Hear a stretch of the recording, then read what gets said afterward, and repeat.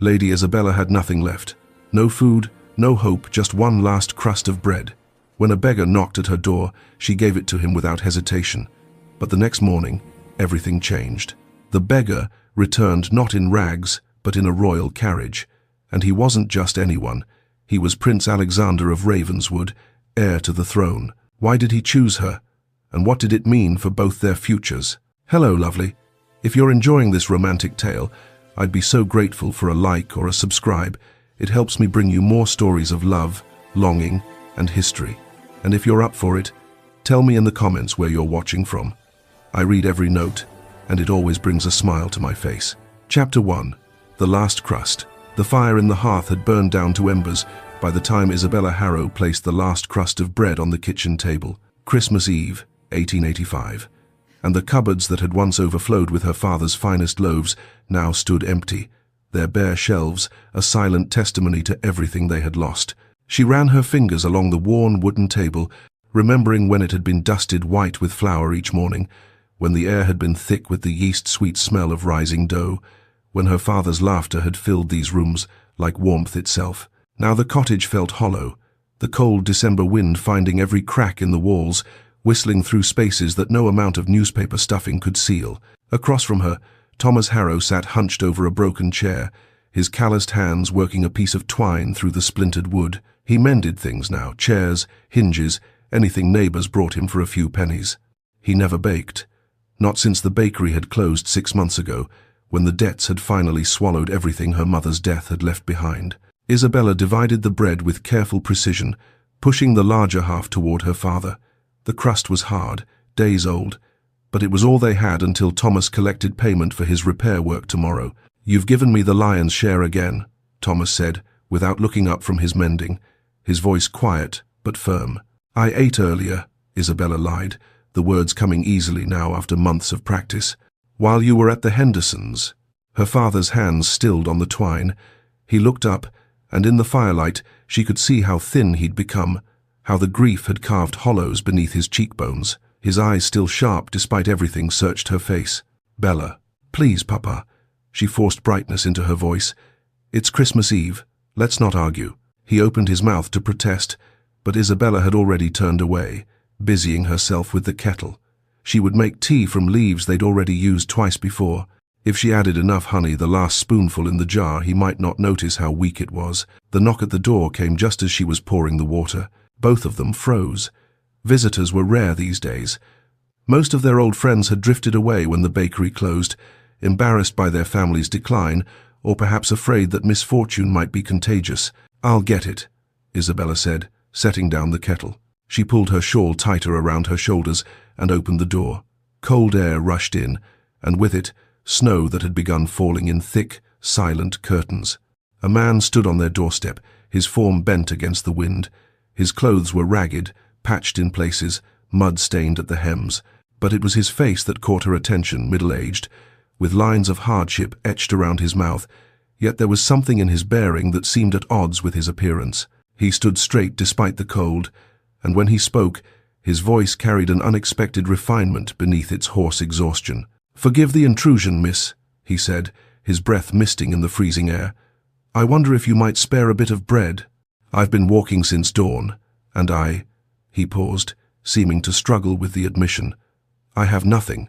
Isabella's stomach cramped with hunger, a sharp reminder of her own emptiness. Her hands trembled slightly as she gripped the edge of the door. Behind her, she heard her father rise from his chair. "Bella, we can't." But Isabella was already moving back toward the table. Her fingers closed around the bread, both pieces, her father's larger half and her own meager portion. It was all they had. Tomorrow they would have nothing. "We have each other," she said quietly, meeting her father's gaze. "He has no one." Something passed between them in that moment, some understanding that transcended words. Thomas's expression shifted from protest to resignation, then to something that might have been pride. He gave a small nod. Isabella returned to the door and wrapped the bread in a clean cloth, one of the few nice things they had left. The man's eyes widened as she pressed it into his hands. "Take it," she said. "Please." For a moment, the man simply stared at the bundle, his composure cracking. Surprise flickered across his features, followed by something deeper, genuine emotion that he seemed unprepared for. His throat worked as he swallowed, and when he looked up at her, his eyes held an intensity that made Isabella's breath catch. "You give me your supper," he said slowly, as if testing the reality of it. "Your last meal." "It's Christmas Eve," Isabella replied, though her voice wavered slightly. "No one should be alone and hungry on Christmas Eve." The man studied her face with an attention that felt almost searching, as though he were trying to memorize every detail. Then, carefully, he mastered whatever emotion had threatened to overwhelm him. When he spoke again, his voice was steady but weighted with something Isabella couldn't quite identify. "True nobility needs no crown, miss." He clutched the bread to his chest. "May your kindness return to you tenfold." Before Isabella could respond, he turned and walked back into the snow. She watched him go, hugging herself against the cold that poured through the open doorway. There was something about the way he moved, a certain grace despite his ragged state, a confidence in his stride that seemed incongruous with his beggar's clothes. And his boots, even caked with mud, she could see they were well made, the leather quality far superior to what a vagabond should possess. "Strange fellow," Thomas murmured, coming to stand beside her. "Yes," Isabella agreed, though she couldn't articulate exactly what felt strange about him. It was as if he'd been playing a part, and for just a moment, the mask had slipped. She closed the door and returned to the kitchen, where the table now stood completely bare. Her stomach ached, and exhaustion pulled at her bones. Tomorrow was Christmas Day, and they would wake to an empty larder. But as she banked the fire and prepared for bed, Isabella found she had no regrets. The man's gratitude had been real, whatever else about him might have been false. And in that gratitude, she'd glimpsed something that felt more valuable than bread, a reminder that kindness still mattered, even when you had nothing left to give, perhaps especially then. Outside, the snow continued to fall, blanketing Ashford in white silence. Somewhere in that darkness, a beggar who wasn't quite what he seemed carried the last crust from a baker's daughter who had given everything without hesitation. And in the cottage on the edge of the village, Isabella Harrow lay awake, wondering why she couldn't stop thinking about the quality of a stranger's boots and the way he'd looked at her as if she'd given him something far more precious than bread. Chapter 2. The Royal Carriage. Isabella woke to her father, shaking her shoulder, his voice urgent and bewildered. "Bella, wake up. There's a royal carriage outside our door." She blinked against the pale Christmas morning light filtering through the thin curtains, certain she'd misheard. "What?" "A carriage," Thomas repeated, his face pale. "With the royal crest. People are gathering." Isabella threw off her threadbare blanket and rushed to the window. Her breath caught. There, impossibly out of place on their narrow, shabby street, stood a carriage that belonged in a painting. Gilded scrollwork gleamed even in the weak winter sun, and 4 matched black horses stamped their hooves against the cobblestones, their breath misting in the cold air. 2 footmen in crimson livery flanked the door, their posture rigid and formal, and the people half the village had already gathered, keeping a respectful distance, but craning their necks for a better view. Children pointed and whispered. Mrs. Weatherby from the boarding house clutched her shawl and spoke rapidly to anyone who would listen. The Henderson boys had climbed onto their garden wall for a better vantage point. "This must be a mistake," Isabella said, but her voice lacked conviction. Her mind was already racing back to the previous night, to the beggar's strange intensity, those incongruous boots. A knock thundered against their door, authoritative, commanding. Thomas looked at his daughter, fear and confusion warring in his expression. "Should I?" "I'll answer it," Isabella said, though her hands trembled as she pulled on her day dress, not bothering with more than basic propriety. Whatever this was, hiding would not make it disappear. She descended the narrow stairs, aware of her father close behind her. Through the warped glass of their front window, she could see the crowd had grown larger. This would be the talk of Ashford for months. Isabella opened the door. The man who stood before her wore a coat of midnight blue velvet, with gold braiding across the shoulders. A ceremonial sword hung at his hip, and medals she couldn't begin to identify gleamed on his chest. His dark hair was swept back from his face, revealing sharp cheekbones and a strong jaw. He looked every inch the prince he was meant to be, but his eyes, those were the beggar's eyes, assessing, intense, uncomfortably perceptive. "You," Isabella breathed, and the word came out like an accusation. Prince Alexander inclined his head slightly, a gesture that managed to be both respectful and somehow amused. "Miss Harrow." The anger hit her then, sudden and white-hot. Not awe, Not the stammering deference he probably expected, but fury that burned away her shock. "You lied to me." A murmur rippled through the crowd behind him. The footman's eyes widened fractionally, but Alexander's expression didn't change. If anything, he looked pleased. "I did," he admitted simply.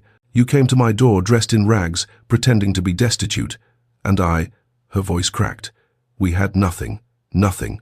And you made me—" "I made you nothing," Alexander interrupted, his voice quiet but firm. "Every choice you made last night was yours alone. I simply allowed you to make it without the weight of my title influencing your decision. That's not—" Isabella struggled to find words adequate to her outrage. "That's not fair." "No," he agreed, "but it was honest. People show you who they really are when they think you're powerless, when they believe there's nothing to gain and nothing to fear from their actions." He paused, his gaze holding hers. "You showed me kindness, real kindness. Do you know how rare that is?" Behind Isabella, Thomas stepped forward, placing a protective hand on his daughter's shoulder. "What do you want with my daughter, Your Highness?" Alexander's attention shifted to Thomas, and something in his expression softened. "Mr. Harrow, I mean no disrespect to you or to your daughter. I come to offer thanks, and to extend an invitation." "Thanks," Thomas repeated flatly. "You're a prince. You could have sent a servant with coins." "I could have." Alexander's jaw tightened slightly. "I've done exactly that for the past 10 years. Every Christmas Eve, I walk among my people in disguise. I've been offered stale bread I later learned was someone's only meal. I've been given coins from purses I knew were nearly empty. And every single time, every single person, they asked for something in return. A favor, a petition to be heard at court, employment for a son, clemency for a relative." His voice grew quieter. "In 10 years, your daughter is the first person who gave me something without expecting anything back, without even knowing there was anything to gain." Isabella's anger wavered, though she fought to hold on to it. "So this is a test? You go around testing people's charity?" "I go around trying to understand the kingdom I'll one day rule," Alexander corrected. "My father believes you govern from a throne room. I believe you can't lead people you don't understand." He gestured vaguely at the palace that lay somewhere beyond the village. "I was born into wealth I didn't earn, power I didn't ask for. Everyone I meet treats me like a prince first and a person second if they see the person at all. How am I supposed to know what my people truly need if no one will show me the truth?" The question hung in the cold air between them. Isabella found her anger draining away, replaced by something more complicated understanding, perhaps, or at least the beginning of it. "And now," she asked, "what happens now that you've found your honest person?" "Now I would like to thank you properly." Alexander reached into his coat and withdrew a sealed envelope, the royal crest pressed into deep red wax. "And I would like to extend an invitation for you to visit Ravenswood Palace next week. Not for a ball or some grand social affair, simply to visit, to see how the other half lives, as they say." Isabella stared at the envelope as if it might bite her. "Why?" "Because you gave freely when you had nothing to give, because you saw a stranger in need and didn't hesitate." Alexander's voice carried a note of something that might have been longing. "I want to understand that. I want to understand how someone with so little could possess such generosity, while people with everything guard their wealth like dragons hoarding gold." He extended the envelope toward her. "Perhaps then you'll help me understand the divide I meant to bridge." Isabella didn't take it immediately. Her mind reeled with implications, with the impossibility of the moment. Behind her, she could hear her father's breathing, quick and anxious. Beyond Alexander, the crowd had grown silent, straining to hear every word. Mrs. Weatherby's voice suddenly cut through the quiet, shrill with scandal. "She's bewitched him. Mark my words, no good will come of this." Other voices rose in response, some defensive, some agreeing, some simply confused. Isabella saw Sarah Miller, a girl her own age, staring with undisguised envy. The butcher's wife crossed her arms and shook her head slowly. Old Mr. Tibbs removed his cap, looking genuinely pleased for her. "Your Highness," Thomas said carefully, his hand still on Isabella's shoulder, "my daughter is a good girl, an honest girl, but she's just a baker's daughter. What you're asking, I'm asking her to accept my gratitude and visit the palace for an afternoon," Alexander said. "Nothing more, nothing less." But the weight of the unspoken hung heavy between them. They all knew this was more than a simple thank you. This was a prince, unmarried and of age, standing on a commoner's doorstep on Christmas morning, creating a spectacle that would echo through every drawing room and tavern in England. Isabella finally reached out and took the envelope.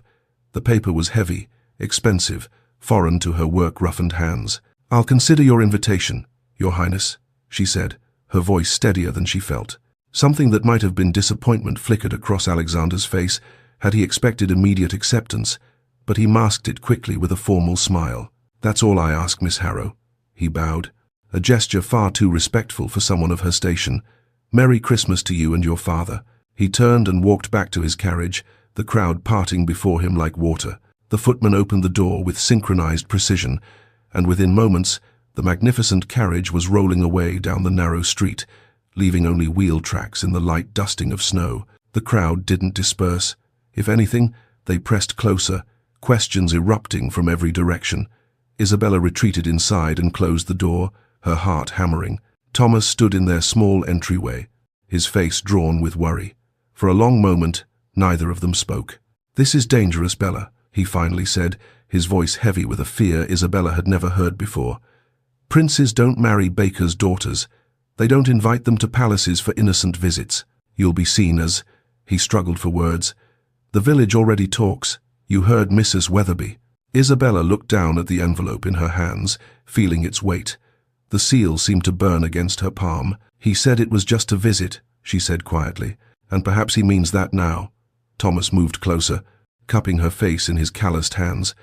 "But hearts are dangerous things, my darling girl. They don't respect stations or sense. Guard yours carefully, please." Isabella nodded, but even as she did, she knew it was already too late for simple caution.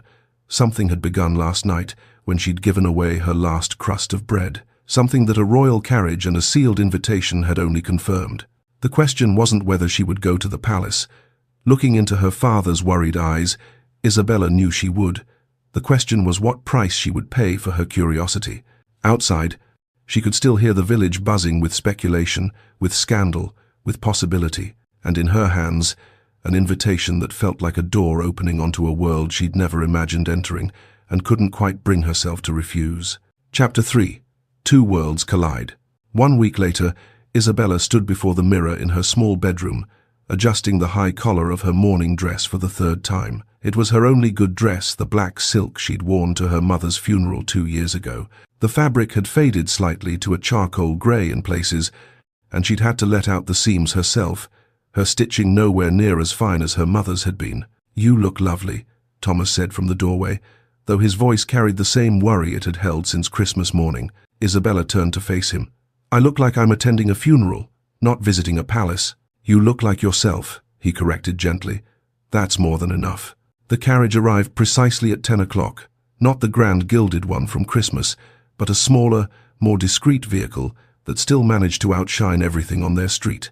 Isabella kissed her father's cheek and stepped inside, feeling the curious eyes of neighbors tracking her every movement. The journey to Ravenswood Palace took 40 minutes, and with each passing mile, Isabella's anxiety grew. She'd never been beyond the boundaries of Ashford village. The countryside rolled past estates with manicured grounds, stone walls marking property she couldn't begin to imagine owning, bare winter trees standing like sentinels along the road. When the palace finally came into view, Isabella's breath caught. It wasn't just large, it was impossible. Towers reached toward the grey sky, windows glinted like 1,000 watching eyes, and the grounds stretched so far she couldn't see where they ended. The carriage stopped at a side entrance, not the grand front doors, she noticed.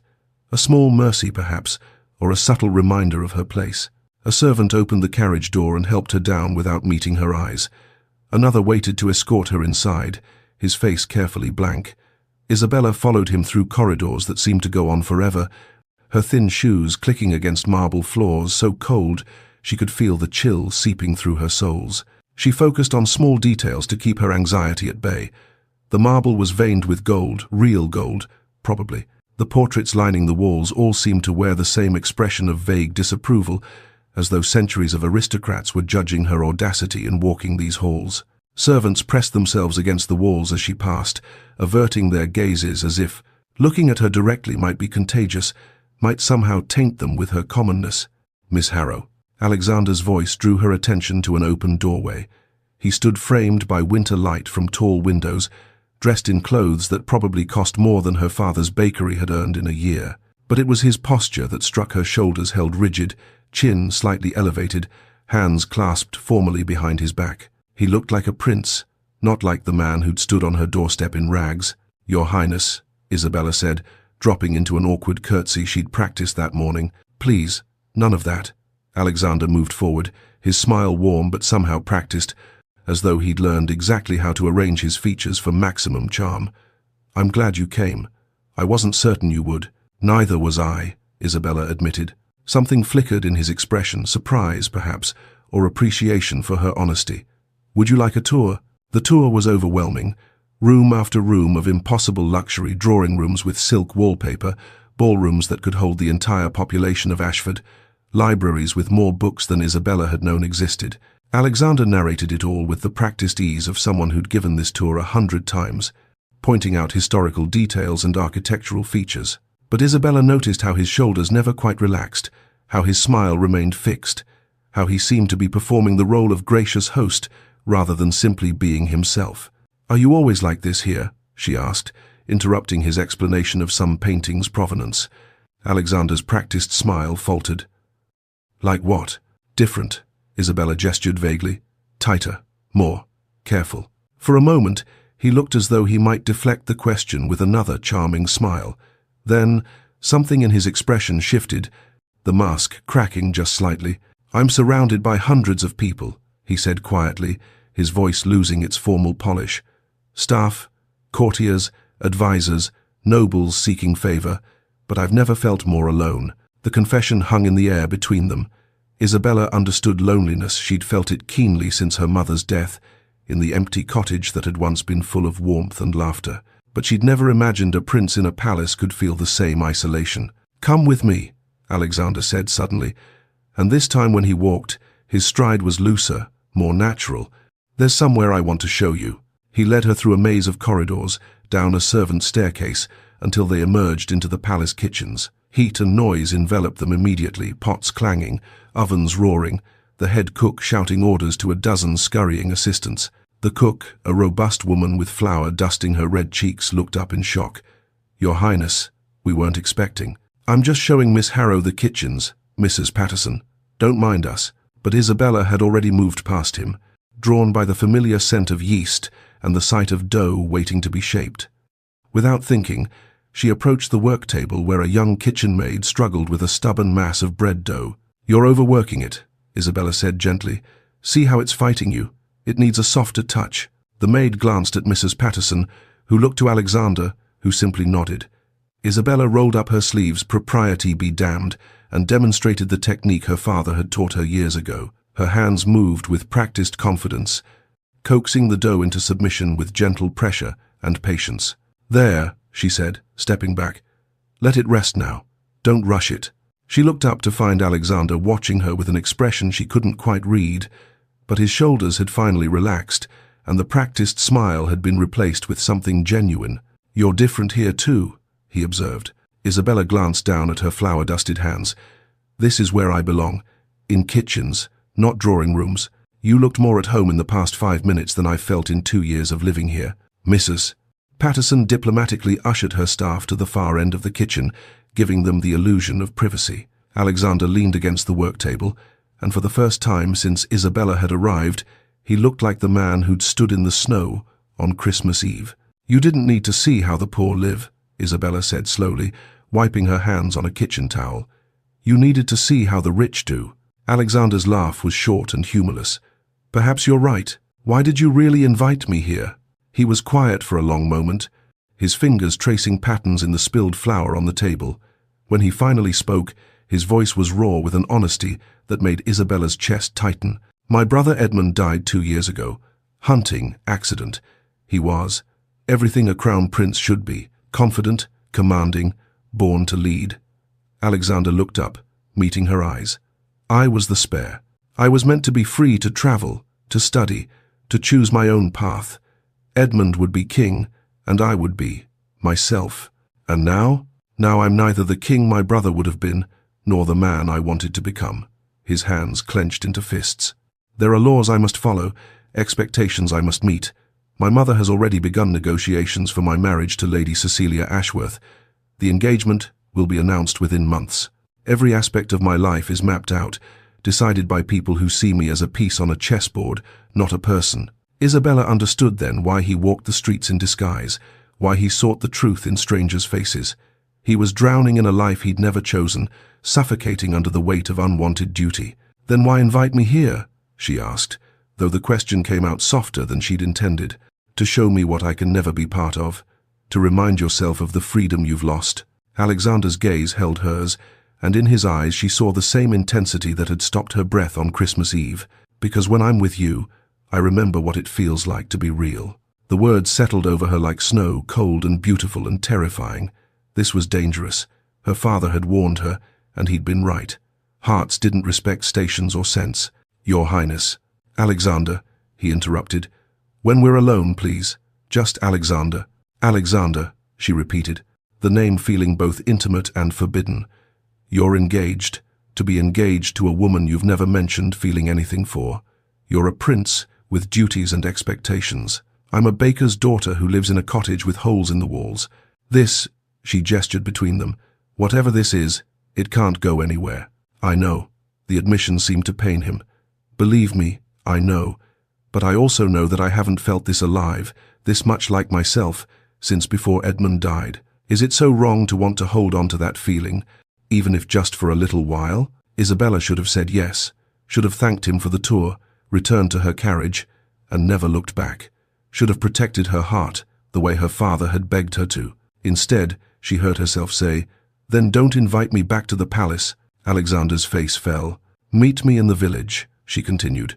"In Ashford, where you can wear your disguise, and I can be myself, where we can both breathe." Hope flickered across his features. "You'd want to see me again?" "I think we both know I shouldn't." Isabella pulled her shawl tighter around her shoulders, suddenly aware of how the kitchen's warmth had faded. "But I also think we both know I will." Alexander moved closer, close enough that she could see the golden flecks in his brown eyes, close enough to catch the scent of bergamot and something else, sadness perhaps, or longing. "Next week," he said quietly. "The Rose and Crown Tavern, 7 o'clock. I'll be the shabby stranger in the corner, and I'll be the foolish girl who should know better." His smile was small and sad and genuine.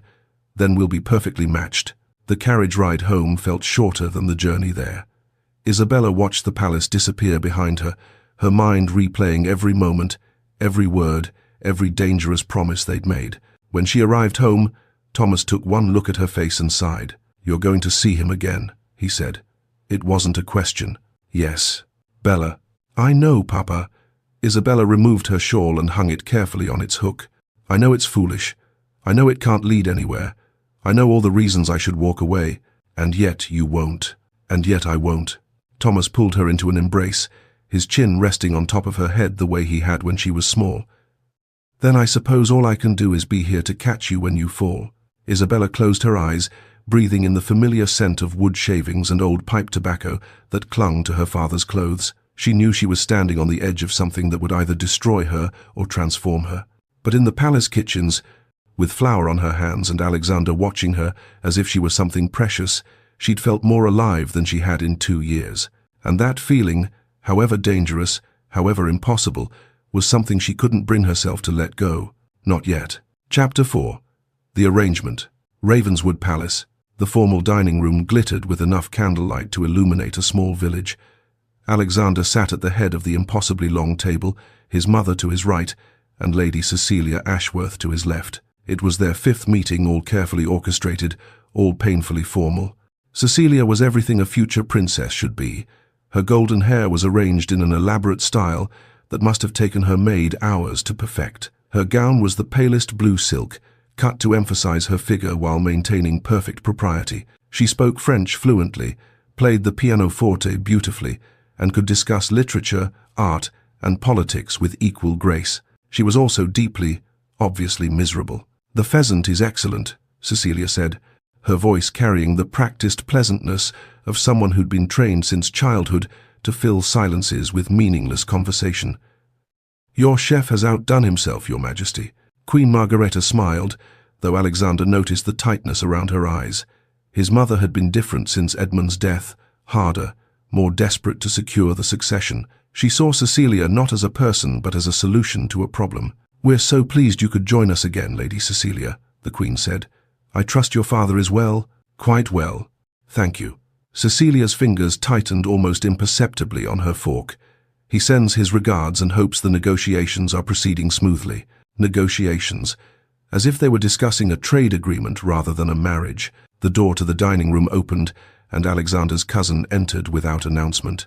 Lord Edmund Blackwood, named after Alexander's dead brother, in what Alexander had always suspected was a calculated move by his ambitious uncle, strode in as though he owned the palace already. "Apologies for my lateness," Blackwood said, though his tone suggested he felt no such thing. He was handsome in a sharp-edged way, his dark hair slicked back, his clothes impeccably tailored. "I was dealing with a household matter. Nothing serious, I hope," the Queen said, though her voice had cooled noticeably. A servant broke a vase. 17th century, irreplaceable. Blackwood took his seat across from Alexander with casual grace. "I dismissed her immediately.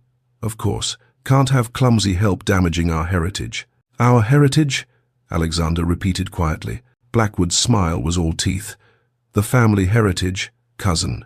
We must all do our part to maintain standards. Speaking of which," he turned his attention to Cecilia. "Lady Ashworth, how lovely you look this evening.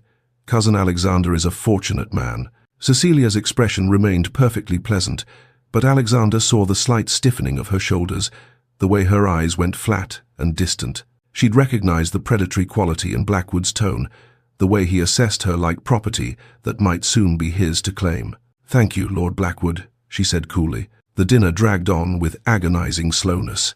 Blackwood dominated the conversation, offering opinions on everything from Parliament's latest session to the unfortunate decline in proper breeding among the lower classes. Each comment seemed designed to needle Alexander, to remind everyone at the table that his claim to the throne was tentative at best. "Of course, once we clean out the weak bloodlines," Blackwood said, swirling his wine, "England will be strong again. My father has several proposals for reforming the succession laws, making them more rigorous." The threat was barely veiled. Alexander's hands clenched beneath the table. When dinner finally ended, Cecilia caught Alexander's eye and gave a minute nod toward the portrait gallery. He understood immediately she wanted to speak privately. They found a quiet alcove, far enough from the dining room that they wouldn't be overheard. Cecilia's perfect composure cracked the moment they were alone. "I can't do this," she said, her voice low and urgent. "I can't spend another dinner pretending that man isn't everything wrong with aristocracy. Blackwood is a monster," Cecilia finished. "And if you don't marry me soon, he'll challenge your succession. We both know it." Alexander studied her face, seeing for the first time the intelligence and frustration beneath the practiced pleasantness. "You don't want this marriage any more than I do." "Of course I don't," Cecilia laughed bitterly. "But neither of us wants this arrangement. We both understand duty, don't we? My father's estate is drowning in debt. This marriage is his last hope to save our family from ruin. And you," she paused, "you need a proper wife to secure your claim, or Blackwood will tear apart everything you hope to build. There has to be another way." "Is there?" Cecilia's gaze was sharp. "Because from where I stand, we're both prisoners, just in different cages." Before Alexander could respond, a servant appeared, informing them that the Queen required Alexander's presence in her private study immediately. His mother stood by the window when he entered, her posture rigid. She didn't turn to face him. "You will announce your engagement to Lady Cecilia at the winter ball in 3 weeks, she said, her voice brooking no argument. "Mother, Edmund will contest your claim to succession if you don't." Now she turned, and Alexander saw real fear in her eyes. "The law is clear, Alexander. Your brother's death made you heir, but without producing an heir yourself through proper marriage, your cousin can challenge. His father has already begun gathering support among the nobles. Then we change the law." "There isn't time." The Queen's composure cracked. "Don't you understand? I've already lost one son. I cannot—" her voice broke. "I cannot lose another. Marry Cecilia, secure your position, do your duty." Alexander stood alone in the study long after his mother left, staring at the same shelves of law books his brother had once studied. Edmund had known every statute, every precedent. He'd been born to rule. Alexander pulled down a volume on succession law and began to read. If there was a loophole, a way to secure his claim without marrying Cecilia, he would find it, even if it took all night. Ashford Village. Isabella discovered the true cost of a prince's attention when she went to market 3 days after her palace visit. Mrs. Cooper, who'd sold her father bread flour for 15 years, refused to serve her.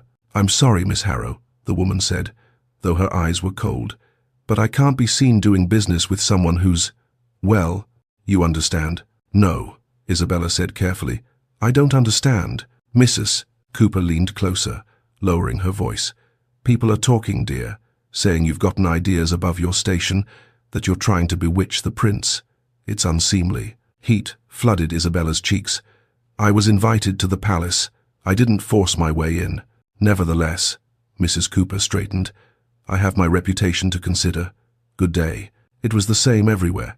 The butcher claimed he was out of the cheap cuts she could afford, though she could see them clearly on his counter.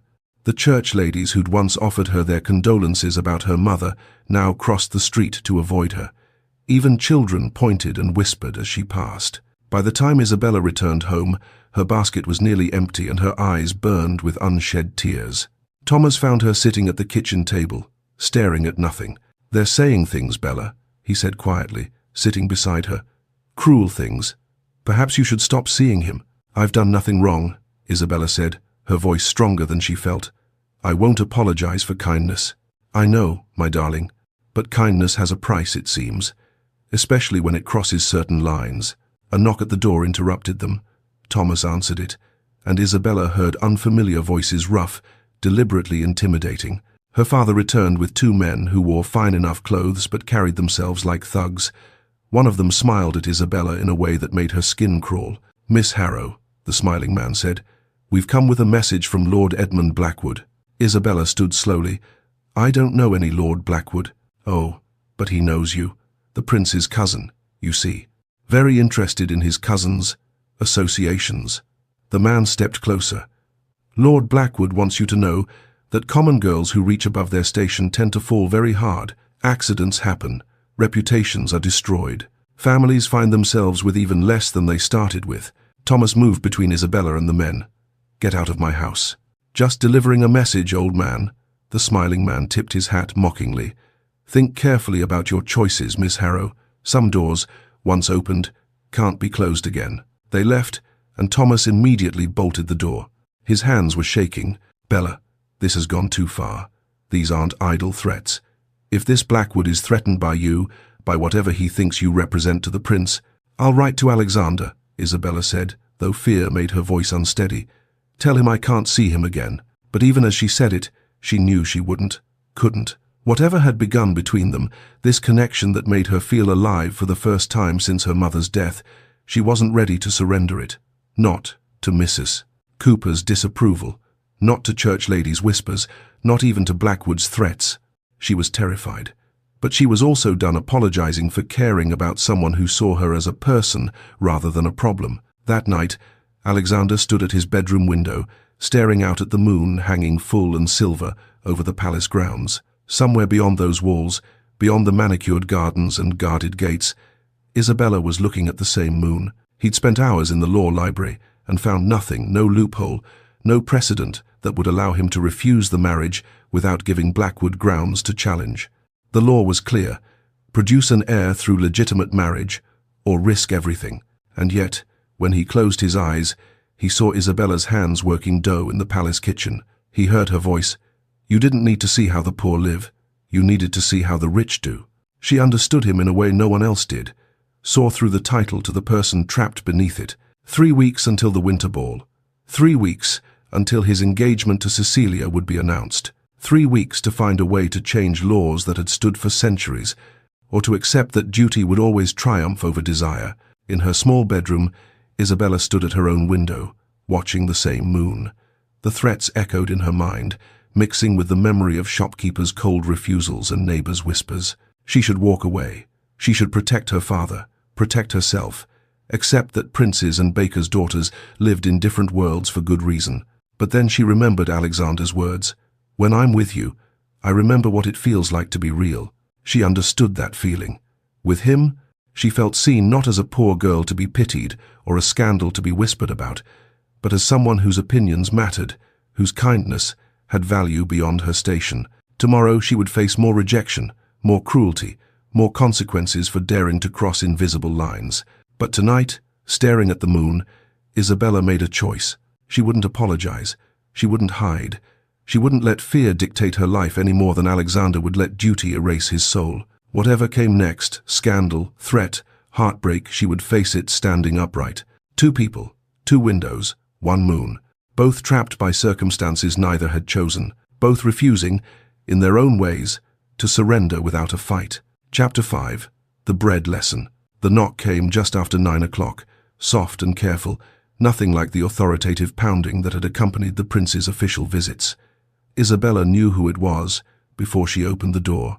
Alexander stood on her doorstep in his beggar's clothes, the same ragged coat and worn boots he'd used on Christmas Eve, though she noticed he'd added authentic mud stains this time, as if he'd actually walked through the countryside rather than arriving by carriage. "You're getting better at the disguise," Isabella said, stepping aside to let him in. "Practice." He pulled off his cap as he entered, and his hair fell forward, making him look younger, less like a prince. "Is your father?" "Asleep upstairs. He retires early these days." Isabella closed the door and led him to the kitchen, where a ball of dough sat rising beneath a damp cloth. The fire in the hearth had warmed the small space, and the lingering scent of yeast filled the air. Alexander's eyes went to the dough immediately. "You're baking. Papa asked for bread tomorrow. Real bread, not the stale crusts we've been making do with." Isabella moved to the table and uncovered the dough, pressing her fingers into it to test its readiness. "Mr. Henderson finally paid him for those chair repairs so we could afford flour again." "Teach me," Alexander said suddenly. Isabella looked up, surprised. "What?" "Teach me to make bread." He moved closer to the table, his voice earnest. "I want to make something with my own hands, something real. Not sign papers or attend meetings or perform duties. Just create something." Isabella studied his face, seeing the desperation beneath the request. How long had it been since he'd made anything? How much of his life was spent in ceremony and obligation, never actually doing anything of substance? "All right," she said quietly, "but you have to follow my instructions exactly. Bread doesn't care if you're a prince." A smile flickered across his face, the first genuine smile she'd seen since he'd arrived. "I suspect that's why I want to learn." Isabella retrieved another ball of dough she'd prepared earlier and set it on the floured table. "First, you knead. It's all about rhythm and patience," she demonstrated, pressing the heels of her hands into the dough, folding it over, turning it, pressing again. The motion was as natural to her as breathing, learned at her mother's side when she was barely tall enough to reach the table. Alexander attempted to copy her movements, but his hands were uncertain, his pressure too aggressive one moment, too tentative the next. "Here," Isabella moved to stand beside him, her hands covering his. "Feel the rhythm. Push, fold, turn. Don't fight it. Work with it." His hands stilled beneath hers, and she felt his sharp intake of breath. They stood like that for a moment, her rough baker's hands guiding his smooth aristocratic ones through the dough. She was acutely aware of his warmth beside her, the scent of bergamot that clung to him despite the ragged clothes. "Like this?" he asked, his voice lower than before. "Yes, just like that." Isabella stepped back, letting him work alone. "You can't rush bread. It needs time, patience, the right conditions to rise. Force it, and you'll only make it tough." Alexander's hands moved through the dough with growing confidence. "Is that a metaphor?" "Everything in baking is a metaphor if you look hard enough." They worked in companionable silence for a while, the only sounds the crackling fire and the soft thump of dough against wood. Isabella found herself watching his hands, strong and capable despite their inexperience, learning the rhythm with surprising speed. "Edmund knew how to lead," Alexander said suddenly, his voice quiet. "He was born knowing, somehow. Could walk into a room and people would defer to him naturally. He never questioned whether he deserved the crown. He just was." "And you?" Isabella prompted gently. "I only know how to question." His hands stilled on the dough. "Every decision, every tradition, every law, I see the flaws in all of it, the ways it hurts people, the ways it fails them. Edmund would have been a strong king. I'll just be one who doubts everything." Isabella moved to stand across from him, meeting his eyes over the table. "Maybe a king who questions is exactly what the kingdom needs." Alexander looked at her as if she'd offered him something precious. You really believe that? Edmund is gone, Isabella said carefully. But you're here, and from what I've seen, you care about the people you'll rule. That matters more than certainty. Does it? Alexander resumed kneading, but his movements were heavier now. When I'm forced to marry a woman I don't love to satisfy political arrangements? When I have to smile and perform and be what everyone expects instead of what I am? Isabella thought of her own loss, the way grief had hollowed out her father. When Mama died, Papa stopped baking.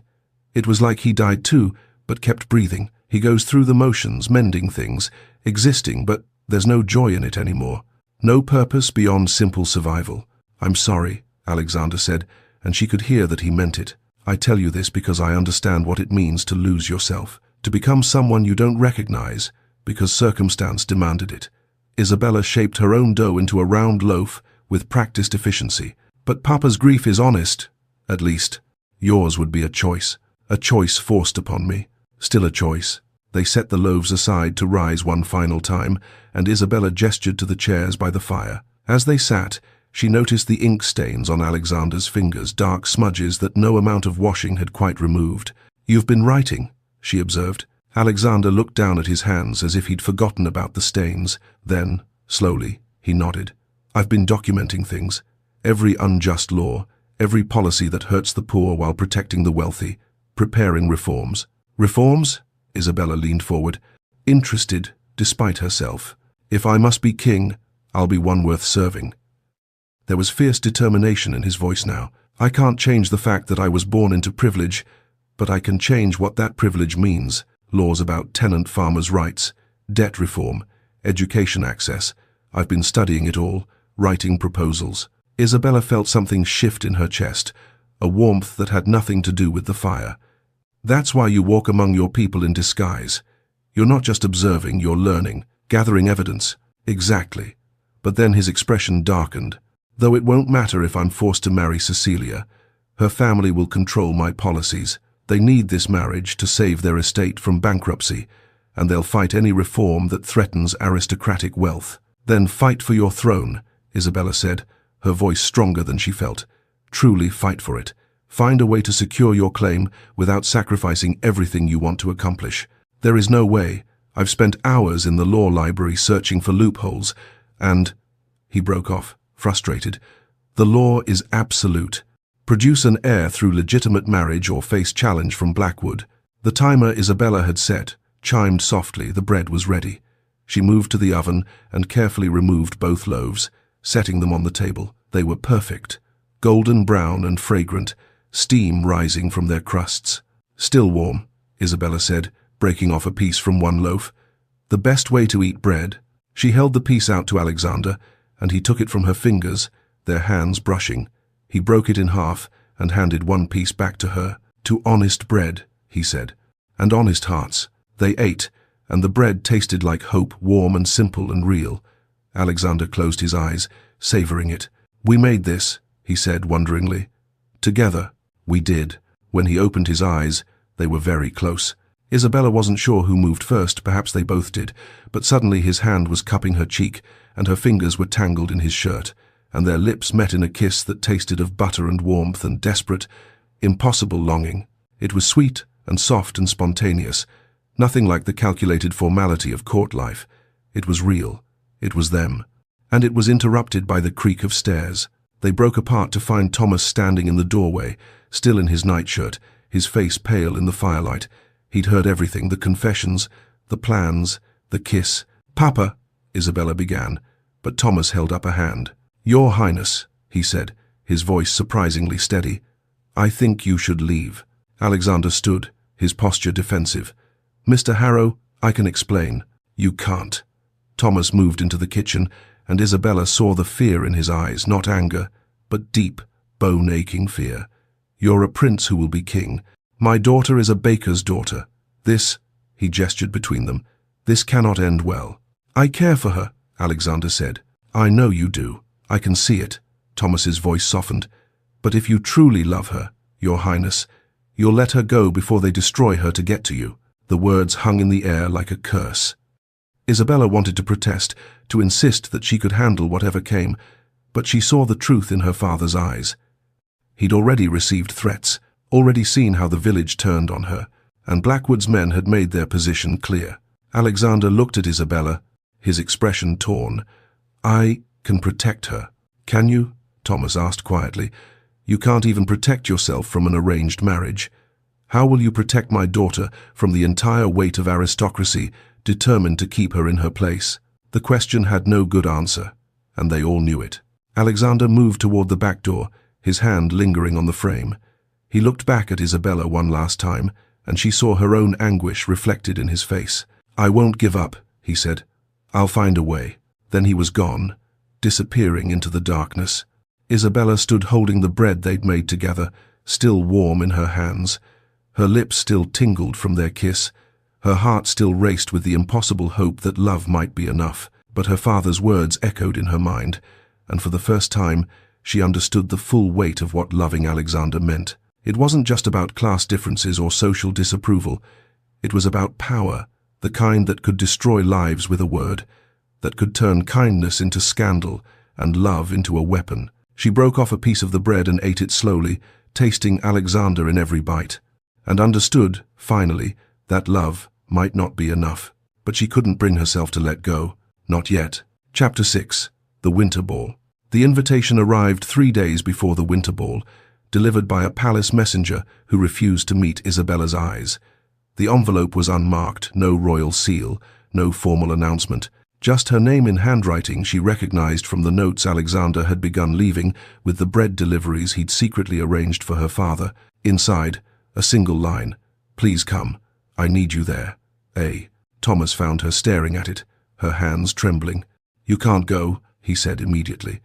"Bella, after everything that's happened, the threats, the village turning on us, you can't walk into that palace and give them more ammunition. He asked me to come, and you'll be destroyed for it." Thomas moved closer, desperation creeping into his voice.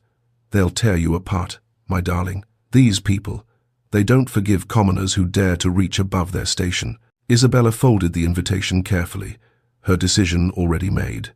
"Then they'll tear me apart, but I will not hide. If Alexander fights for his throne, I can face one ballroom." The next day, Thomas disappeared for several hours. When he returned, he carried a package wrapped in brown paper, his face drawn with worry.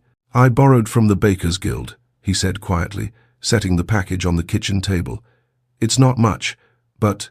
Inside was a gown, simple compared to what the aristocracy would wear, but elegant in its restraint. Deep blue silk that reminded Isabella of the night sky, with modest sleeves and a neckline that wouldn't scandalize. No elaborate embroidery, no jeweled accents, just honest craftsmanship. "Papa," Isabella whispered, her throat tight. "You shouldn't have. Let me do this." Thomas cupped her face in his calloused hands. "If you're determined to walk into the lion's den, at least walk in with your head high." The night of the Winter Ball, Isabella stood before the palace entrance, her heart hammering against her ribs. Carriages rolled past, gilded, magnificent, carrying passengers dripping with jewels and privilege. She'd arrived on foot, unable to afford even a hired carriage, her simple cloak doing little to ward off the December cold. When she entered the ballroom, every head turned. The whispers started immediately, cascading through the crowd like dominoes falling. Isabella felt hundreds of eyes assessing her simple gown, her lack of jewels, the unmistakable mark of poverty that no amount of borrowed silk could hide. That's her, the baker's daughter, the one who's bewitched the prince. How dare she show her face here? Isabella's instinct was to run, to turn and flee back to the safety of her cottage. Instead, she lifted her chin and walked toward the edge of the ballroom, staying near the walls where she could observe without being completely exposed. She would not appear intimidated. She would not give them that satisfaction. The ballroom was magnificent, crystal chandeliers casting prismatic light across marble floors, gold leaf adorning every surface, windows overlooking snow-covered gardens. Musicians played from a raised platform, and servants circulated with champagne that probably cost more than her father's cottage. Isabella accepted a glass from a passing servant, more for something to hold than any desire to drink. "You came." Isabella turned to find Lady Cecilia Ashworth standing beside her, resplendent in a gown of silver that must have cost a small fortune. Her golden hair was arranged in an elaborate style, diamonds glittering at her throat and ears. She looked every inch the future princess. But her eyes held something unexpected, not hostility, but curiosity. "Lady Ashworth," Isabella said carefully, "walk with me." It wasn't a request. Cecilia moved toward a small alcove partially hidden by marble columns, and Isabella followed, bewildered. Once they were alone, Cecilia turned to face her directly.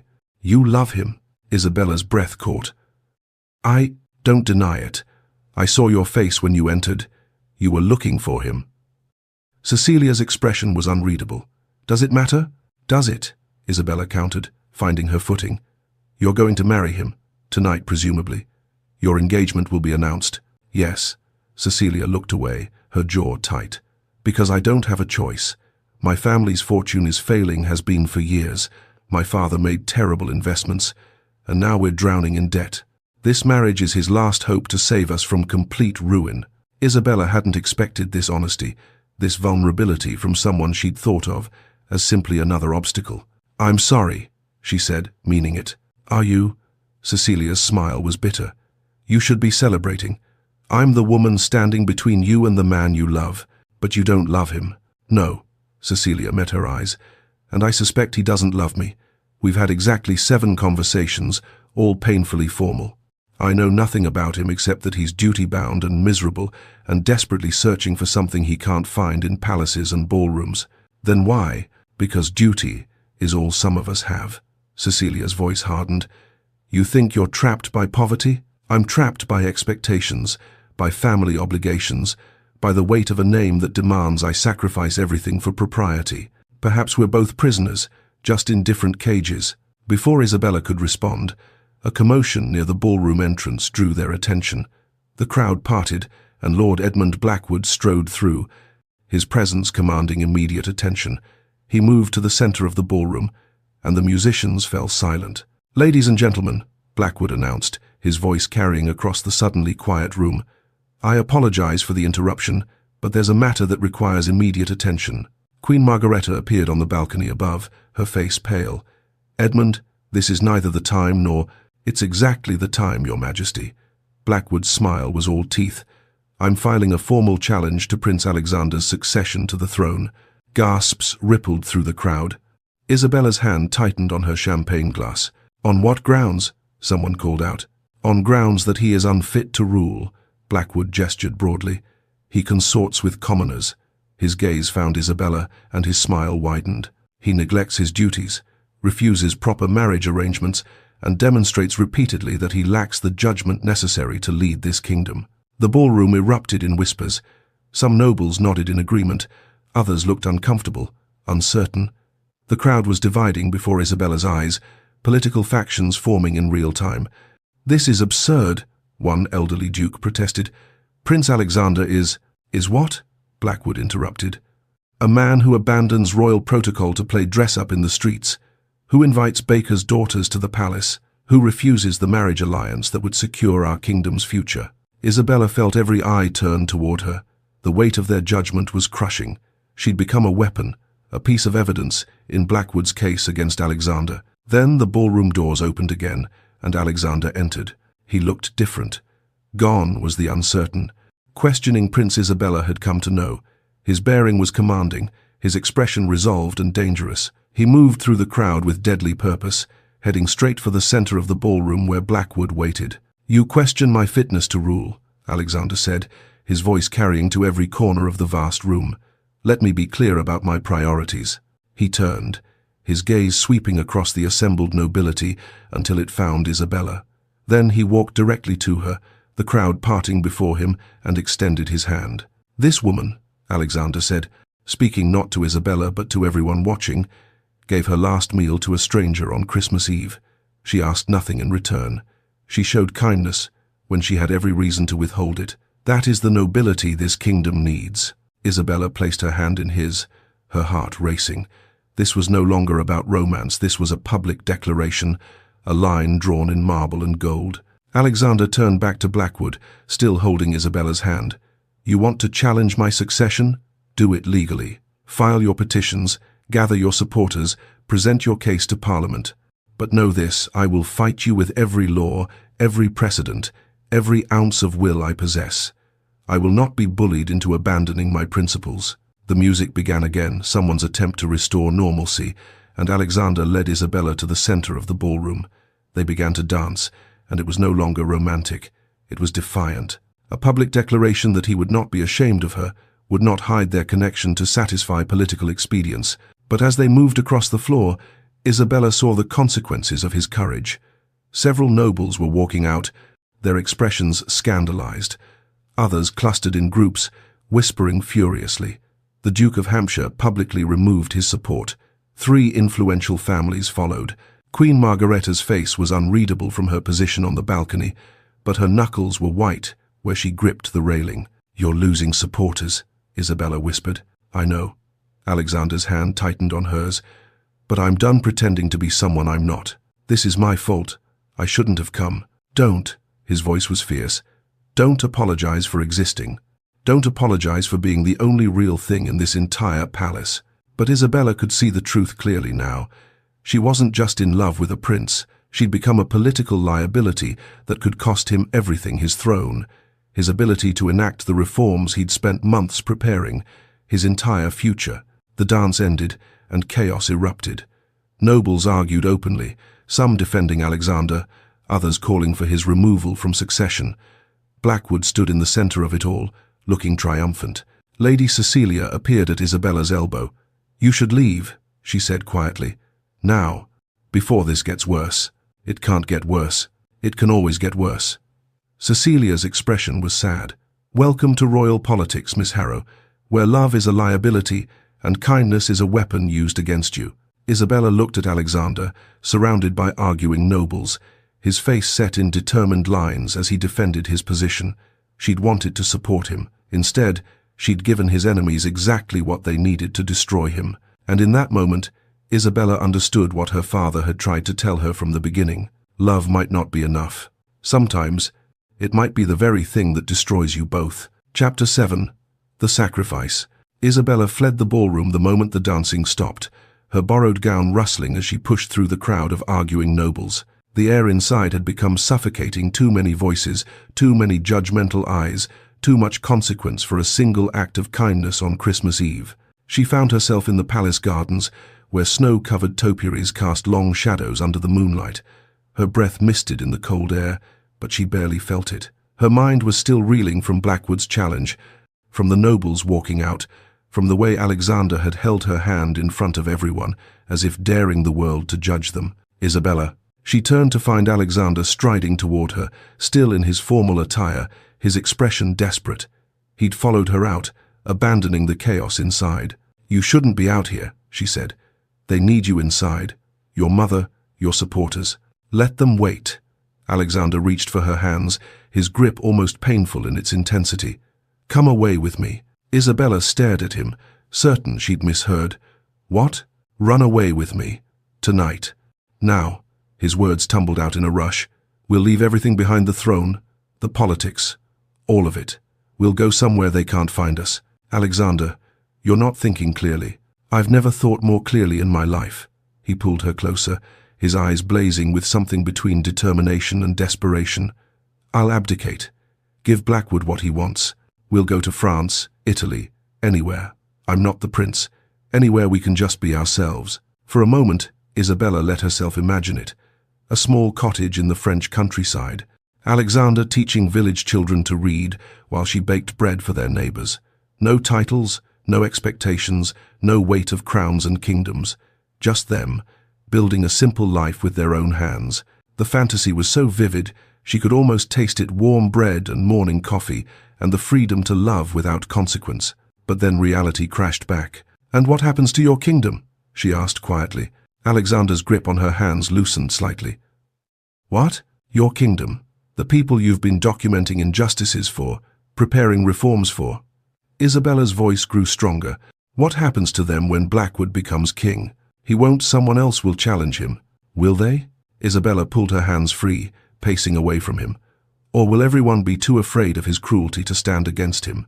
You've told me about his illegal land seizures, his abuse of servants. Is that the man you want ruling England?" "What kingdom?" Alexander's voice broke with anguish. "Blackwood will destroy everything I've worked for anyway. Half the nobility walked out tonight. They already support him." I've lost before the fight even begins." "Then fight him." Isabella whirled to face him, her borrowed gown swirling around her ankles. "Here, now, with the laws you've been studying, the evidence you've been gathering, fight for the throne you're meant to have. You're asking me to choose between you and the throne." "No." Isabella moved closer, her voice softening even as her resolve hardened. "I'm asking you to choose the kind of king you want to be, the one who runs when things get difficult, or the one who stands and fights for what's right, even when it costs him everything?" Alexander opened his mouth to respond, but a voice from the shadows interrupted. "He chooses to fight." They both spun to find Queen Margareta emerging from behind a marble statue, her formal gown glinting in the moonlight, and behind her, looking equally determined, was Lady Cecilia. "You were listening," Alexander said, his voice flat with shock. "I've been listening to you suffocate under duty for 2 years," the Queen replied, her voice carrying an emotion Isabella had never heard from her before, raw, maternal fear. "I will not watch you die the same death your brother did, trapped in a life you never chose." "Your Majesty," Isabella began, but Margareta held up a hand. "Miss Harrow is right. You must fight. But not alone." The Queen looked at Cecilia. "Lady Ashworth has a proposal." Cecilia stepped forward, her silver gown catching the light. She looked nothing like the perfect, compliant aristocrat Isabella had imagined. Her expression was fierce, determined. "I'm withdrawing from our engagement," Cecilia announced. "Publicly. I'll cite incompatibility, which saves face for both our families, while making it clear the decision is mine." Alexander stared at her. "Cecilia, your father." "My father needs this marriage alliance to save our estate from bankruptcy." Cecilia's voice was steady, though Isabella saw her hands trembling slightly. "But I need my freedom more than his approval. I'm tired of being a bargaining chip." "Your family will be ruined," Alexander said quietly. "Not if you intervene." Cecilia met his gaze directly. "Use your royal authority to forgive my family's debts. It's within your power as heir apparent. In exchange, I give you your freedom." "That's," Alexander struggled for words, "that's an extraordinary request, and you're in an extraordinary situation." Cecilia's smile was sad. "Besides, I suspect if you become king, you'll implement debt reforms anyway. My family will simply be the first beneficiaries." The Queen moved closer to her son. "I've been conducting my own investigation into Blackwood's activities, illegal land seizures from tenant farmers, embezzlement of family funds. Documented abuse of servants 3 have disappeared under suspicious circumstances." Isabella felt cold that had nothing to do with the winter air. "We have evidence," Margareta continued. "Letters, testimony from witnesses I've been protecting, enough to destroy his challenge completely, but it will require public hearings, scandal, time." "How much time?" Isabella asked, though part of her dreaded the answer. The Queen turned to her, and Isabella saw something like respect in her eyes. 3 months to gather all the evidence and prepare the case. Perhaps 6 before it goes before Parliament and Blackwood's challenge is formally dismissed. 6 months, Isabella repeated numbly. "During which time," the Queen continued, her voice gentling, "you and Alexander cannot be seen together. If you're seen as a couple while this unfolds, Blackwood's supporters will use it as proof that Alexander is unfit, that he prioritizes personal desire over duty, that he's being influenced by inappropriate sources." "No," Alexander's voice was sharp.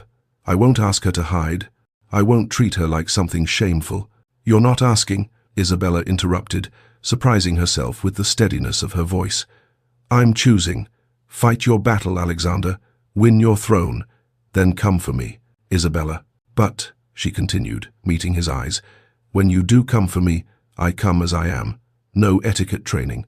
No transformation into someone more suitable for court. If I'm not acceptable to your world now, I never will be." Something shifted in Alexander's expression, anguish, mixing with understanding.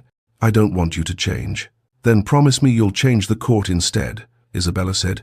"Make it a place where kindness matters more than breeding, where a baker's daughter can stand beside a king without the kingdom falling apart." "I promise." Alexander's voice was rough with emotion. "I swear it." Cecilia cleared her throat softly. "Then we have an agreement. I'll make my announcement tomorrow. Your Majesty will begin the formal investigation into Blackwood's corruption, and—" She looked at Isabella with something like sympathy. "Miss Harrow will return to her village until the proceedings are complete." The Queen nodded. I'll ensure your father faces no further threats. Anyone who touches you or your family will answer to me personally." It was decided, then. Isabella should have felt relief, a plan, a path forward, protection for her father. Instead, she felt only the crushing weight of impending loss. "Can we have a moment?" Alexander asked quietly. "Alone?" The Queen and Cecilia withdrew discreetly, disappearing back into the palace. Alexander and Isabella stood in the snow-covered garden, two people in borrowed time. 6 months, Alexander said, his voice barely above a whisper. "Or forever, if you lose." "I won't lose." But his hands shook as he reached for her. "I can't lose. Not now. Not when I've finally found." He didn't finish. Instead, he pulled her into a kiss that tasted of desperation and goodbye, and promises neither of them could guarantee. Isabella's hands tangled in his hair, holding him close, trying to memorize everything the way he held her, the sound of his breathing, the warmth of him against the cold night. When they finally broke apart, both their faces were wet with tears. Neither had realized they were crying. "This isn't an ending," Alexander said, though his voice wavered. "It's not." "Then it's a pause." Isabella stepped back, putting necessary distance between them. "Fight well, Your Highness. Fight for the kingdom you want to build. Fight to be worthy of the crown." "I'll fight to be worthy of you." Isabella shook her head. "You already are. Now prove it to everyone else." She turned and walked toward the palace gates before her resolve could crumble. Dawn was breaking over the horizon, painting the snow pink and gold. Behind her, she heard Alexander's voice, rough and broken. "Isabella." She paused but didn't turn back. If she looked at him now, she'd never leave. "I love you," he said. "Whatever happens, however long it takes, I love you." "I know," she whispered, though she wasn't sure if he could hear. "I love you too." Then she walked through the palace gates and kept walking, through the awakening city streets, through the outskirts where grand estates gave way to modest houses, all the way back to Ashford Village and her father's cottage. From his window in the East Tower, Alexander watched her go. The sun rose fully as she disappeared from view, and he stood there long after, one hand pressed against the cold glass. Behind him, his mother entered quietly. "She's stronger than I expected," Margareta said. "She's stronger than anyone expected." Alexander's voice was hollow. "Myself included. You know this is necessary." "I know, but knowing didn't make it hurt less. If I lose, if Blackwood wins, then she'll have lost nothing but time wasted on an unworthy cause." Margareta moved to stand beside her son. "But you won't lose. We won't let you." Alexander finally turned from the window. His eyes were red, his formal attire rumpled from the long night, but his expression was resolute. "Then let's begin," he said. "Whatever it takes, however long it takes, I'm fighting for my throne." And somewhere in the distance, walking the familiar roads home, Isabella Harrow made the same vow. She'd wait, she'd endure, she'd prove to everyone that a baker's daughter could possess the strength and dignity of any princess. And if Alexander lost his fight, if 6 months stretched into forever, at least she'd know she'd faced it all standing upright. No apologies, no hiding, no regrets. Just the quiet strength of a woman who'd given her last crust of bread to a stranger, and in doing so, had changed both their lives forever. Chapter 8. The Legal Battle. 2 months later, Parliament, London. Alexander stood before the assembled Lords and Commons, his hands gripping the edge of the Speaker's podium. 2 months of relentless investigation, sleepless nights, and political maneuvering had led to this moment. The parliamentary chamber was packed, every seat filled, spectators crowding the galleries above. Lord Edmund Blackwood sat in the front row, his expression one of practiced boredom, as if this entire proceeding were beneath his notice. "Exhibit 17, Alexander announced, his voice carrying through the hushed chamber. "Land seizure documents from Blackwood's estate in Yorkshire. 43 tenant farmers forcibly removed from land they'd worked for generations. No compensation, no legal recourse." He held up the papers, official documents bearing Blackwood's seal, obtained by his mother's network of loyal servants who'd risked everything to provide evidence. "Lies," Blackwood called out lazily. "Those farmers were removed for non-payment of rent, perfectly legal." "Perhaps your lordship can explain," Alexander continued, "why the rent records show payments made in full, yet the eviction notices claim default. Or why 3 of those farmers have since disappeared under mysterious circumstances." Murmurs rippled through the chamber. Alexander pressed his advantage. Exhibit 18. Financial records showing embezzlement of family trust funds, money meant for estate improvements diverted to personal accounts. Exhibit 19. Testimony from servants regarding physical abuse and threats. He paused, meeting Blackwood's eyes directly. Shall I continue? I have 47 more exhibits documenting corruption, cruelty, and criminal behavior. Blackwood's boredom had transformed into barely concealed fury. This is a witch hunt, a desperate attempt by an unfit heir to— On the matter of fitness, Alexander interrupted, his voice cold. Let's address the legal foundation of your challenge. You claim I'm unfit because I refused to marry Lady Cecilia Ashworth, correct? Among other failings, yes.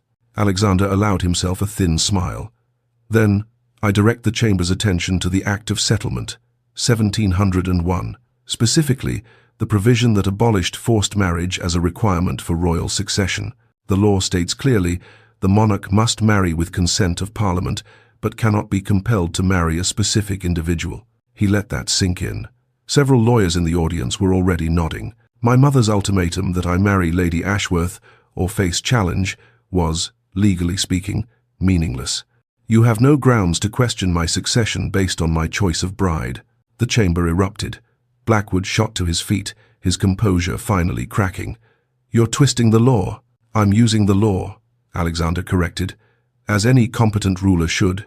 Which brings me to my proposal for reform. He laid out his planned succession based on competence rather than proximity of bloodline, expanded rights for tenant farmers, debt reform, protections against the kind of abuse Blackwood had perpetrated. Each proposal was backed by legal precedent, carefully researched during months of late-night study. By the time he finished, half the chamber was applauding. The other half sat in stony silence. Later that evening, Alexander sat alone in his study, surrounded by law books and evidence files. He hadn't slept more than 3 hours a night in weeks. His formal clothes hung loose, he'd lost weight, forgot to eat unless someone reminded him. His face in the mirror that morning had looked haggard, harder than he remembered. A knock at the door. Lady Cecilia entered without waiting for permission, as had become her habit. They'd formed an unlikely friendship over the past 2 months, two people trapped by circumstance, fighting for freedom in different ways. You look terrible, Cecilia said bluntly, settling into the chair across from his desk. Thank you for that assessment. I'm serious, Alexander. She leaned forward, her expression concerned. You're killing yourself for this fight. What choice do I have? Alexander's voice was rough with exhaustion. If I stop now, you won't stop. I know that. Cecilia picked up one of his reform proposals, scanning it. But I also know that look in your eyes. You're considering surrender. Alexander didn't deny it. The thought had crossed his mind more than once recently. Give up the fight. Marry Cecilia as originally planned. Let Blackwood's challenge die quietly. It would be easier. Don't you dare, Cecilia said quietly. Don't you dare quit now. I didn't sacrifice my father's approval for nothing. I didn't stand up in front of the entire aristocracy and announce I wouldn't be sold like livestock just so you could give up when things get difficult. People are suffering because of this fight. Blackwood spreading rumors, bribing witnesses, destroying anyone who supports me. And if you surrender, he wins. He becomes king eventually. And every tenant farmer, every servant, every person without power will suffer far worse than they do now. Cecilia stood, moving to the window. You asked me once why I agreed to help you. It's because I saw something in you that Edmund never had doubt. You question everything, including yourself. Edmund would have been a strong king, but you'll be a just one, and that matters more. The next day, Queen Margareta did something unprecedented. She appeared before Parliament and testified publicly about Blackwood's cruelty, breaking every rule of royal protocol to do so. I have watched Lord Blackwood terrorize servants, she stated clearly, her voice unwavering. I have documented his illegal activities, and I will not stand by silently while he destroys everything my son Edmund died protecting. The chamber fell silent. A queen testifying against a peer of the realm was unheard of. My eldest son knew how to command, Margareta continued, but my surviving son knows how to care. England needs both qualities in a king. We need someone who questions whether power is being used justly, not someone who wields it carelessly. Ashford Village. Isabella rose before dawn, as she had every day for 2 months. The Bakers' Guild had offered her father a loan to reopen the bakery, and she'd thrown herself into the work with single-minded determination. By the time the sun rose, she'd already prepared 36 loaves, the familiar rhythm of kneading and shaping, providing a meditation that kept darker thoughts at bay. "You're hiding in work the way I did," Thomas observed, watching her from the doorway. Isabella's hands stilled in the dough. "I'm rebuilding. There's a difference." "Is there?" Her father moved closer. "You work from before dawn until after dark. You've barely spoken about him in weeks. That's not rebuilding, Bella. That's burying." That night, alone in the bakery after her father had gone to bed, Isabella finally let herself cry.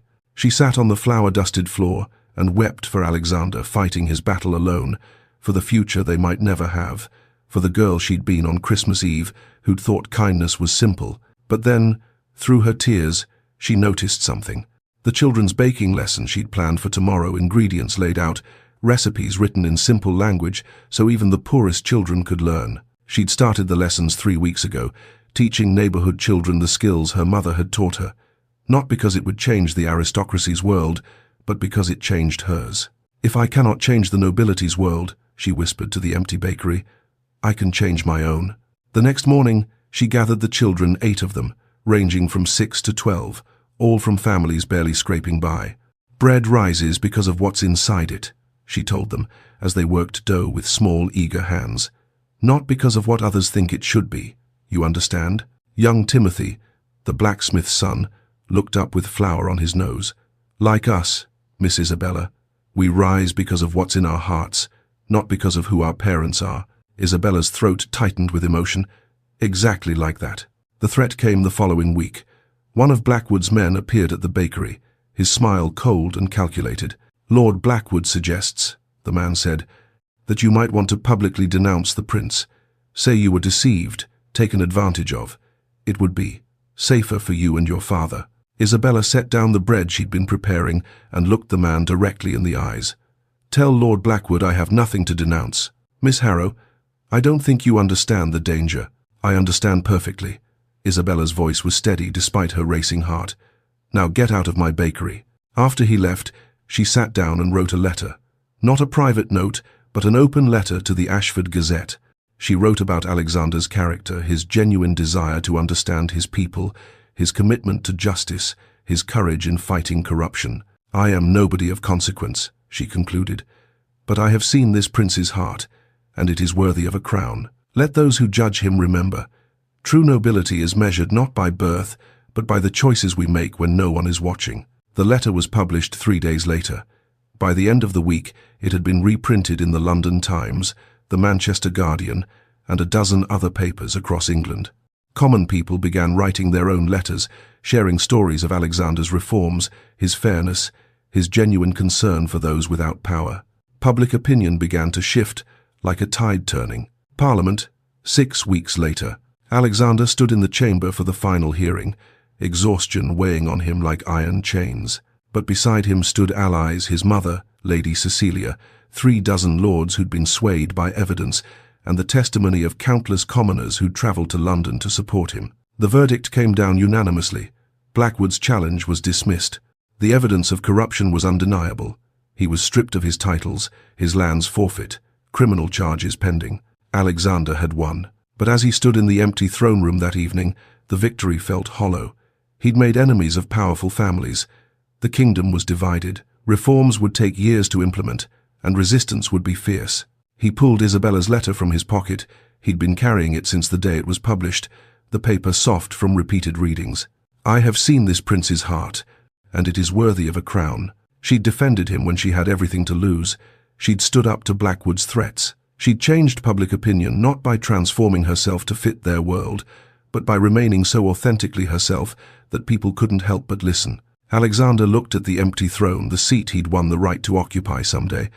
Then he looked at Isabella's letter. He'd fought for his throne. He'd proven himself worthy of the crown. Now came the harder question. Would he have the courage to claim the woman he loved, knowing it would reignite every controversy, every argument, every division his victory had temporarily settled? Or would he consolidate power, marry appropriately, and let Isabella remain a beautiful memory of what might have been? The throne room offered no answers. Only the weight of choices still to come. Chapter 9. A New Kingdom. Early March. 1886. Spring was just beginning to touch Ashford village when the royal carriage appeared on the main street. No disguise this time, no attempt at secrecy. The gilded crest gleamed in the morning sunlight, and 4 matched horses stood at attention while the entire village gathered to watch. Isabella was in the bakery when she heard the commotion. She'd risen before dawn, as usual, and her hands were covered in flour, her simple work dress dusted white. Through the window, she saw the crowd forming, heard the whispers building like a wave. She knew, even before she stepped outside, that Alexander had come. He stood beside the carriage in full formal attire, looking every inch the prince he was. But when he saw her flour-covered, work-worn, completely herself, his expression softened into something tender and real.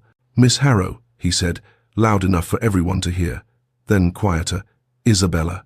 She walked toward him, aware of every eye watching, every neighbor who'd shunned her now pressing close to witness this moment. Thomas appeared at her side, protective as always, but she touched his arm gently. "It's all right, Papa." Alexander moved to meet her in the middle of the muddy street, and Isabella realized he was nervous.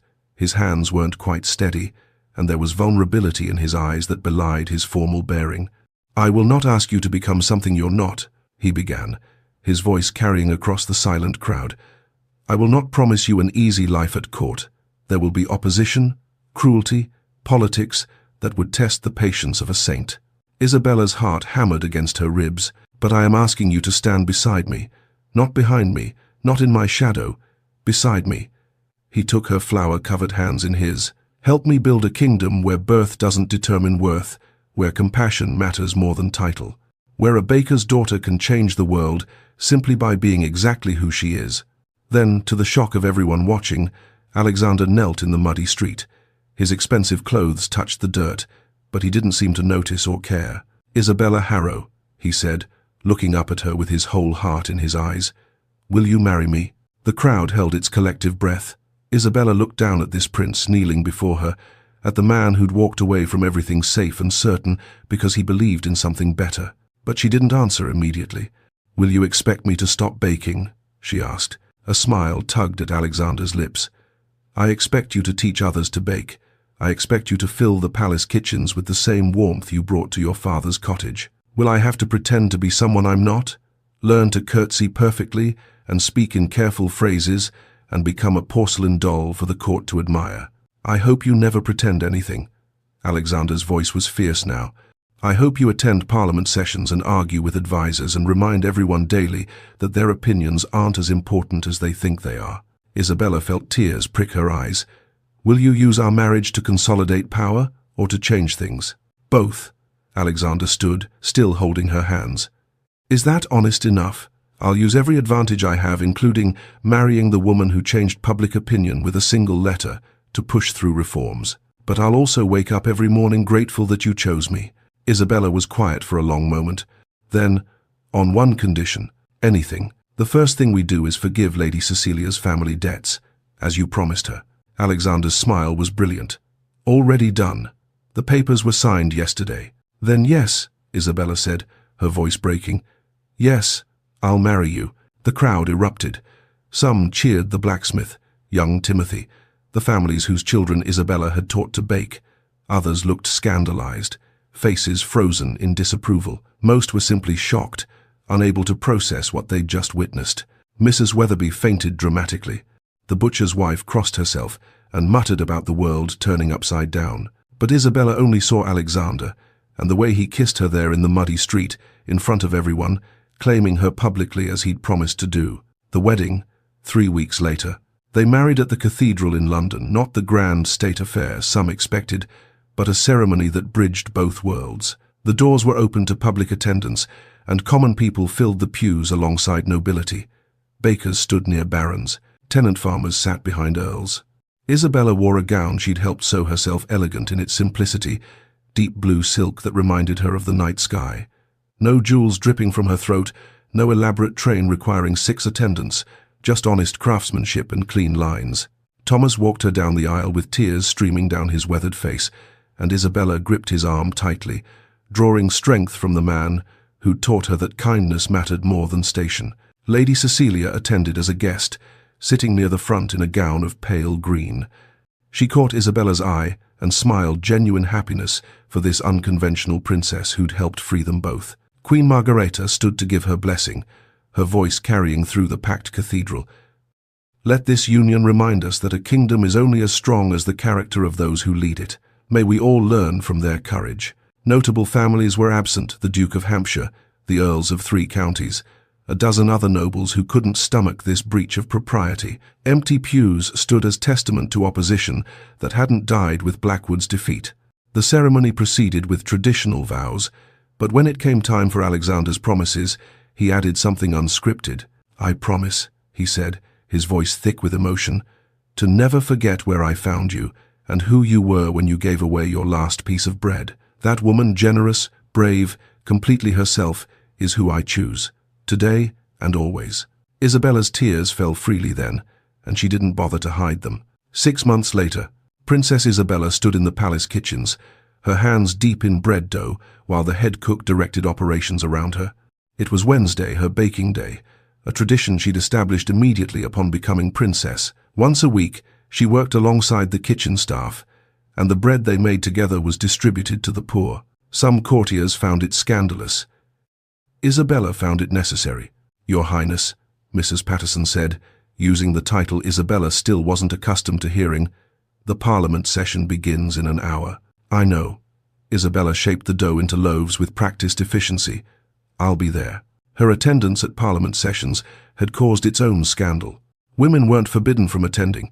Exactly, but centuries of precedent suggested they shouldn't. Isabella attended anyway, sitting in the gallery, occasionally standing to speak when debates touched on education reform or poverty relief. She'd made enemies doing it, powerful ones. The death threat started 3 months into her marriage, anonymous letters promising violence if she didn't know her place. 2 actual assassination attempts, 1 poisoned tea, 1 knife attack that Alexander's guards had intercepted. But the threats only hardened her resolve. Her court project, as the newspapers called it, was a network of schools in impoverished neighborhoods, using royal funds and arguing fiercely with advisors who thought the money better spent on military displays. She'd opened 7 schools so far, staffed by teachers who believed every child deserved education regardless of birth. Alexander's reforms were passing, but slowly. Inheritance laws had been modernized, corruption penalties increased, representation cautiously expanded to include more merchant-class voices. But every victory came with a cost. Every step forward met resistance from families who profited from the old ways. That evening, in their private chambers, Isabella attempted to teach Alexander bread braiding for the 10th time. He was still terrible at it, his aristocratic hands clumsy with the practical skill. "You're overthinking it," she said, laughing as his braid fell apart again. "I'm a king, in training. Overthinking is what I do." But he was smiling, relaxed in a way he never was in public. Isabella's hand moved unconsciously to her stomach, still flat, but not for much longer. They hadn't announced the pregnancy yet, knowing it would intensify both support and opposition. The heir question would overshadow everything else. "Some days," she admitted quietly, "I wonder if we made the right choice." Alexander's hands stilled on the dough. He looked at her, really looked, seeing the exhaustion she tried to hide, the weight of constant scrutiny, the toll of fighting battles neither of them had chosen. "Some days I know we did," he said softly, "because I wake up next to you." Isabella leaned into him, resting her head on his shoulder. "Even when I'm argumentative and difficult and refuse to behave like a proper princess? Especially then." Christmas Eve, 1886. Exactly 1 year after the night that changed everything, Isabella and Alexander walked the streets of Ashford in disguise. She'd insisted, wanting to return to where it all began, wanting to remember what mattered. They carried baskets of bread, good bread, made with flour that didn't need to be stretched or rationed, and distributed it to families who needed it most. On a corner near the old church, they encountered a young woman with a child bundled against the cold. She looked exhausted, desperate, her clothes threadbare. Isabella didn't hesitate. She handed over the entire basket. The woman's eyes widened. "Miss, I can't. This is too much." "Please," Isabella said. "It's Christmas Eve. No one should be hungry on Christmas Eve." The woman took the basket with shaking hands, then looked more closely at Isabella's face. Recognition dawned slowly.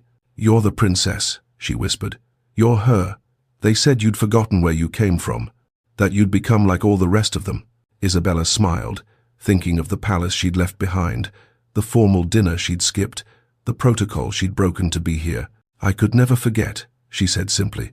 "This is where I learned what matters." The woman blessed them both, clutching the bread and her child, and disappeared into the snowy night.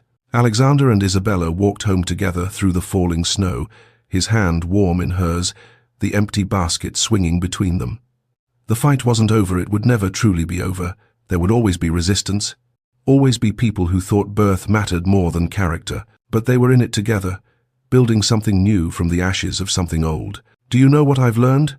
Isabella asked as the palace came into view, its windows glowing golden against the dark. "Tell me. True nobility isn't something you're born with or trained into." She squeezed his hand. "It's something you choose, every single day." Alexander stopped walking and pulled her close, kissing her in the snow the way he had that first night in the bakery, spontaneous and sweet and real. "Then let's choose it," he said. "Every single day, together." They walked through the palace gates, hand in hand, ready to face whatever tomorrow brought. A baker's daughter and a questioning prince, building a kingdom one choice at a time, one act of kindness at a time, one day at a time. And in the village behind them, in cottages warmed by bread given freely, families celebrated Christmas knowing that somewhere in that great palace, two people remembered what it meant to be human. That was nobility enough. From a last crust of bread to a crown, Isabella and Alexander's love story proves that the greatest transformations begin with the smallest acts of kindness. Now I want to hear from you, my wonderful listeners. Comment bread if you would have given away your last meal like Isabella did. Comment crown if you think Alexander made the right choice fighting for both his throne and his love. Don't forget to like this video and subscribe to Lyra's Romance Stories for more historical romances that will make your heart race and your spirit soar. Tomorrow, I have another tale for you, a story of forbidden love, family secrets, and second chances. You won't want to miss it. Until then, remember what Isabella and Alexander taught us. Real love doesn't demand you become someone else. It gives you the courage to become more fully yourself. Good night, dreamers. See you in the next story.